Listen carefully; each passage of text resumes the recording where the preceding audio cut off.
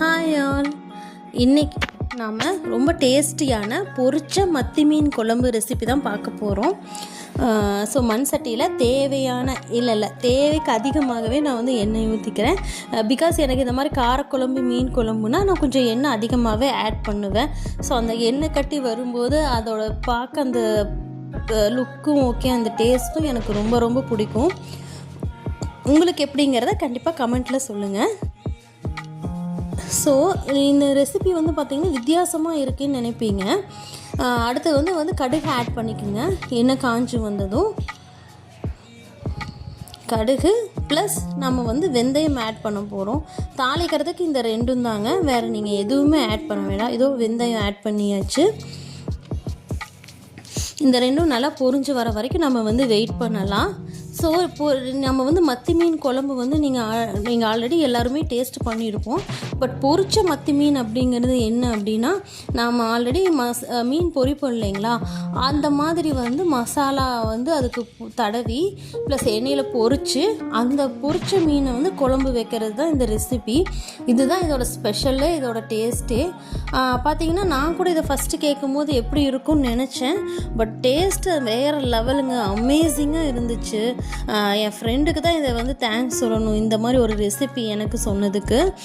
அவ்வளோ ஒரு டேஸ்ட்டு நிஜமாக. என்னென்னா நம்ம மசாலா தடவுறோம் இல்லைங்களா, அந்த டேஸ்ட்டும் வரும் ப்ளஸ் மசாலா டேஸ்ட் ரெண்டும் சேர்ந்து வரும்போது அது வேறு லெவல் இருக்கும். ட்ரை பண்ணி பார்த்தா மட்டும்தான் இது தெரியும். இதோ நல்லா வந்து கடுகும் பொரிஞ்சு வருதுங்க, வெந்தயம் வந்து நல்லா வாசனை வருது. இந்த நேரத்தில் வந்து நம்ம என்ன பண்ணிக்கலாம், 10 பல் பூண்டு, ஒரு 20 சின்ன வெங்காயம் கட் பண்ணி ஆட் பண்ணிக்கிறேன். இந்த இடத்துல வந்து நீங்கள் வந்து காஞ்ச மிளகாய் ஆட் பண்ணலாம், அது ஆப்ஷனல் தான். உங்களுக்கு காரம் அதிகமாக தேவைப்படும் அப்படின்னா நீங்கள் வந்து கண்டிப்பாக காஞ்ச மிளகாய் இந்த இதில் ஆட் பண்ணிக்கலாங்க. நான் வந்து குழம்பு மிளகாய் தூள் ப்ளஸ் பச்சை மிளகாய் நான் ரெண்டுமே போட போகிறேன். ஸோ அதனால் வந்து எனக்கு காரம் வந்து எனக்கு அதுவே சரியாக இருக்கும். அதனால் நான் வந்து இந்த இடத்துல காஞ்ச மிளகாய் ஆட் பண்ணலை. நீங்கள் ஆட் பண்ணுறேன்னா ஆட் பண்ணிக்கலாம். அதே போல் இஞ்சியும் வந்து ஆட் பண்ணணுங்கிற அவசியம் இல்லை. பட் உங்களுக்கு அந்த இஞ்சி ஃப்ளேவர் சேர்ந்து வந்தால் பிடிக்கும் குழம்புலன்னா நீங்கள் கண்டிப்பாக ஆட் பண்ணிக்கலாம். பட் நான் வந்து எப்போவுமே மீன் குழம்பு தாளிக்கிறதுக்கு வந்து சின்ன வெங்காயம் ப்ளஸ் பூண்டு தான் யூஸ் பண்ணுவேன். நீங்கள் எப்படிங்கிறத கமெண்ட்டில் சொல்லுங்கள். அடுத்து வந்து பார்த்திங்கன்னா கறி லீவ்ஸ் ஆட் பண்ணிக்கலாம். கறி லீவ்ஸ் ஆட் பண்ணிவிட்டு நல்லா கிளறி விட்டுக்குங்க. இந்த மூணும் வந்து எண்ணெயில் நல்லா வதங்கி வரணும், அது வரைக்கும் நம்ம வந்து வெயிட் பண்ணலாம். இந்த ரெசிபி வந்து என்னோடய ஃப்ரெண்ட் ஒருத்தங்க தான் வந்து எனக்கு ஃபஸ்ட் இன்ட்ரடியூஸ் பண்ணி வச்சாங்க. ஒரு டைம் வந்து அவங்க வீட்டில் மம்மி செஞ்சாங்க மீன் குழம்புன்னு எங்கள் வீட்டுக்கு கொண்டு வரும்போது, அது வந்து ஈவினிங் தான், ஆக்சுவலி மார்னிங்கே அவங்க கொடுத்தாங்க. நாங்கள் ஈவினிங் டிஃபனுக்கு தான் அதை சாப்பிட்டோம். அப்படி ஒரு டேஸ்ட்டாக இருந்துச்சு. அதிலிருந்து என் ஹஸ்பண்டும் நானும் அதுக்கு ரொம்ப ரொம்ப ஃபேன் ஆகிட்டோம் அந்த மீன் குழம்புக்கு. அதுக்கப்புறம் தான் அவகிட்ட கேட்டு அவங்க அம்மா கிட்ட ரெசிபி கேட்டு வாங்கி கொடுத்தா. இந்த வீடியோ பார்த்தானா கண்டிப்பாக அவள் வந்து இதை நினச்சி பார்ப்பாள். அப்படி ஒரு அது இவ்வளோ டேஸ்ட்டாக நாங்கள் அது வரைக்கும் மீன் குழம்பு சாப்பிட்டதே இல்லை. ஸோ ஆனால் அப்போ இருந்து அதுக்கப்புறம் அடிக்கடி ஃப்ரீக்வெண்ட்டாக இதே தான் நாங்கள் செஞ்சிட்ருக்கோம் வீட்டில். எப்போவாவது சாய்ஸஸ் மாறுமே தவிர இது எங்களோட ஃபேவரட் டிஷ் ஆயிடுச்சுங்க வீட்டில். அதுக்கப்புறம் பாப்பாவுமே பழகிட்டா இந்த மீன் குழம்புக்கு.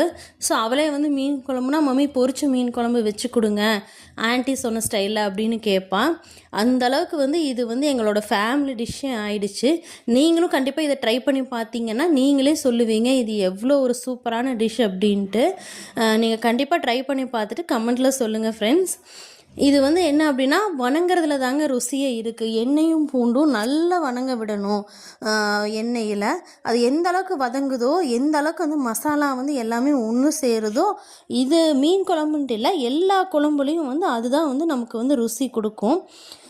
நல்லா கிளறி விட்டுக்குங்க. அதுக்குள்ளே வந்து சின்ன வெங்காயம் வந்து ஒரு 20 சின்ன வெங்காயத்தை மிக்சியில் அரைச்சி எடுத்துகிட்டு வந்திருக்கேன். ஸோ அந்த சின்ன வெங்காய பேஸ்ட்டையும் வந்து நம்ம இந்த டைமில் ஆட் பண்ணிக்கலாம். சில பேர் தக்காளி சின்ன வெங்காயம் ரெண்டையும் அரைச்சி ஊற்றுவாங்க, நீங்கள் அப்படி கூட செய்யலாம். பட் எனக்கு வந்து நான் வெறும் சின்ன வெங்காயம் மட்டும் அரைச்சி எடுத்து ஆட் பண்ணிக்கிறேன். ஒரு 20 சின்ன வெங்காயத்தை இந்த மாதிரி பேஸ்ட்டாக அரைச்சி ஆட் பண்ணிக்கோங்க.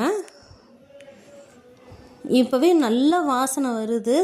இன்னும் மசாலாலாம் சேர்க்கும்போது இது வேறு லெவல் இருக்கும் கண்டிப்பாக. ஸோ நீங்கள் வந்து எந்த மாதிரி ஸ்டைலில் மீன் குழம்பு செய்வீங்கிறத கண்டிப்பாக கமெண்ட்டில் சொல்லுங்கள்.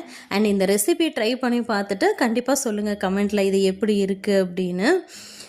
நான் வந்து ஆக்சுவலி பார்த்திங்கன்னா இது வந்து கிட்டத்தட்ட ஆல்மோஸ்ட் 3 இயர்ஸாக எனக்கு இந்த ரெசிபி வந்து தெரியும். பட் இன்றைக்கி நான் செய்யும்போது தான் இதை வந்து உங்களுக்கு ஷேர் பண்ணணும்னு எனக்கு தோணுச்சு. ஸோ நல்லா கிளறி விட்டுக்குங்க. அந்த பச்சை வாசனை, சின்ன வெங்காயத்தோட பச்சை வாசனை போகிற வரைக்கும் இதை வந்து நல்லா கிளறி விட்டுறணும். அது கொஞ்சம் நேரம் வேகட்டும் எண்ணெயில். அந்த பச்சை வாசம் முழுசும் போகணுங்க. போனதுக்கப்புறம் தான் நம்ம வந்து எதுவாக இருந்தாலும் ஆட் பண்ணணும்.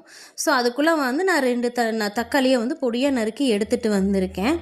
ஸோ அந்த தக்காளியும் வந்து நம்ம வந்து ஆட் பண்ணிக்கலாம். நம்ம புளி தண்ணி வந்து சேர்க்க போகிறதுனால வந்து நான் வெறும் 2 தக்காளி மட்டும்தாங்க ஆட் பண்ணியிருக்கேன். ரொம்ப புளிப்பு டேஸ்ட்டு வந்துடக்கூடாது அப்படின்ட்டு. நீங்கள் வந்து காரம் கம்மியாக சேர்த்துப்பீங்கன்னா தக்காளியோட அளவை வந்து இன்னுமே குறைச்சிக்கலாம். ஏன்னா மீன் குழம்புல வந்து ரொம்ப புளிப்பு வந்தாலும் நல்லா இருக்காது. ஸோ அந்த காரத்துக்கு ஏற்ற மாதிரி உங்கள் தக்காளி அண்ட் புளி அளவை வந்து அட்ஜஸ்ட் பண்ணிக்கோங்க. அடுத்து நான் வந்து கல்லுப்பு ஆட் பண்ணிக்கிறேன். கல்லுப்பு ஆட் பண்ணிவிட்டு கொஞ்சம் மஞ்சத்தூள் ஆட் பண்ணிவிட்டு இது வந்து நல்லா கிளறி விட்டுக்கலாம். ஸோ இந்த ரெசிபி எந்த ரெசிபியாக இருந்தாலும் அது பொறுமையாக செய்கிறதுல தாங்க பக்குவமே இருக்குது. ஸோ நான் எப்போவுமே இந்த மசாலாலாம் நல்லா வதங்க விட்டுருவேன். மூடி போட்டு நல்லா வதங்க விட்டுடலாம். பாருங்கள், மசாலா எல்லாமே நல்லா வதங்கி வந்துருச்சு எண்ணெயில். பார்த்தாவே தெரியுது இல்லைங்களா? தக்காளி எல்லாமே நல்லா மசிஞ்சிருச்சு. இந்த டைமில் வந்து நம்ம பார்த்திங்கன்னா குழம்பு மிளகாத்தூள் ஆட் பண்ணிக்கலாம். நான் வந்து மீன் குழம்பு மசாலா தாங்க ஆட் பண்ணுறேன். நீங்கள் இது உங்களுக்கு பிடிச்சதுன்னா சேர்த்துக்கலாம், இல்லை வீட்டில் அரைக்கிற மீன் குழம்பு மசாலா ஆட் பண்ணிக்கலாம். இது வந்து ஜேபி மசாலா பிராண்ட். நீங்கள் என்ன பிராண்ட் யூஸ் பண்ணுவீங்கிறத கமெண்ட்டில் சொல்லுங்கள். அடுத்து புளித்தண்ணி ஆட் பண்ணிக்கலாம். புளித்தண்ணி வந்து நீங்கள் வந்து அளவாகவே இப்போ யூஸ் பண்ணிக்கலாம். ஏன்னா 2 தக்காளி ஆட் பண்ணியிருக்கிறோம். நான் ஆல்ரெடி சொன்ன மாதிரி காரத்துக்கு ஏற்பளவு இருந்தால் போதுங்க. கன்சிஸ்டன்சி பாருங்க, இந்த கன்சிஸ்டன்சியில் இருந்தால் ஓகே. இல்லைனா நீங்களும் வந்து வாட்டர் ஆட் பண்ணிக்கலாம். எனக்கு மீன் குழம்பு திக்காக இருந்தால் பிடிக்காது. ஸோ அடுத்து நான் வந்து 2 பச்சை மிளகாய் வந்து ஆட் பண்ணியிருக்கேன், உடச்சி ஆட் பண்ணியிருக்கேன். நீங்கள் காரம் பிடிக்கும்னா நீங்கள் வந்து இன்னுமே கூட ஆட் பண்ணிக்கலாங்க. எனக்கு இந்த காரம் போதும். ஸோ இந்த டைமில் வந்து உப்பு பார்த்துக்குங்க. உப்பு கரெக்டாக இருந்துச்சுன்னா நீங்கள் வந்து ஆட் பண்ண தேவையில்லை, இல்லைன்னா உப்பு ஆட் பண்ணிக்கோங்க. அடுத்தது நல்லா குழம்பு கொதிச்சு வருதுங்க. இந்த ஸ்டேஜில் வந்து பார்த்திங்கன்னா நீங்கள் தேங்காய் பால் கூட ஆட் பண்ணிக்கலாம். இதோ மீன் வந்து பொரிச்சு எடுத்து வச்சுருக்கேன். ஸோ மீனை வந்து போட்டுக்கலாம். தேங்காய் பால் வந்து ஆப்ஷனல் தாங்க. எனக்கு தேங்காய் பால் இல்லாமல் தான் பிடிக்கும். இது உங்களுக்கு தேங்காய் பால் கலந்தால் பிடிக்கும்னா கண்டிப்பாக இதில் போட்டுக்குங்க. அதுவும் நல்லா தான் இருக்கும். மீன் போடுறதுக்கு முன்னாடி நீங்கள் வந்து தேங்காய் பால் ஆட் பண்ணிக்கலாம். பட் எனக்கு வந்து இந்த மாதிரி டேஸ்ட் பிடிக்குங்கிறதுனால வந்து நான் வந்து ஆட் பண்ணலை. இதை வந்து ரொம்ப நேரம் நம்ம வந்து கொதிக்க விட தேவையில்லை. ஏன்னா மீன் ஆல்ரெடி பொரிஞ்சிருக்குல்ல. ஸோ வந்து நமக்கு வந்து ஜஸ்ட் அந்த மசாலா கொஞ்சம் ஊறுனா போதும். மீனில் நம்ம வந்து ஃப்ளேம் ஆஃப் பண்ணிக்கலாம். நம்ம வந்து மண் சட்டியில் வச்சதுனால நமக்கு இன்னுமே வந்து ஃப்ளேம் வந்து இதாகிட்டுருக்குங்க. பார்த்திங்கன்னா நம்ம சிம்மில் வச்சு கொஞ்சம் நேரம் கொதிக்க விட்டேன். ஒரு 15 மினிட்ஸ் வந்து கொதிக்க விட்டுருந்தேன். நீங்கள் வந்து ஒரு கொஞ்ச நேரம் கழித்து அப்புறம் ஃப்ளேம் ஆஃப் பண்ணிடலாம்.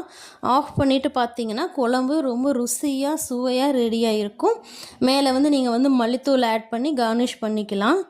எப்படி இருக்குங்கிறத சமைச்சு பார்த்துட்டு கமெண்ட்டில் கண்டிப்பாக சொல்லுங்கள். நான் வந்து இன்றைக்கி லஞ்சில் வந்து கனவா ஃப்ரை ப்ளஸ் இந்த மீன் குழம்போட ரொம்ப திருப்தியான ஒரு லஞ்ச் சாப்பிட போகிறேன். நீங்களும் வந்து சாப்பிட்டு எப்படி இருக்குன்னு பார்த்து சொல்லுங்கள். தேங்க்யூ ஃபார் வாட்சிங். பாய்.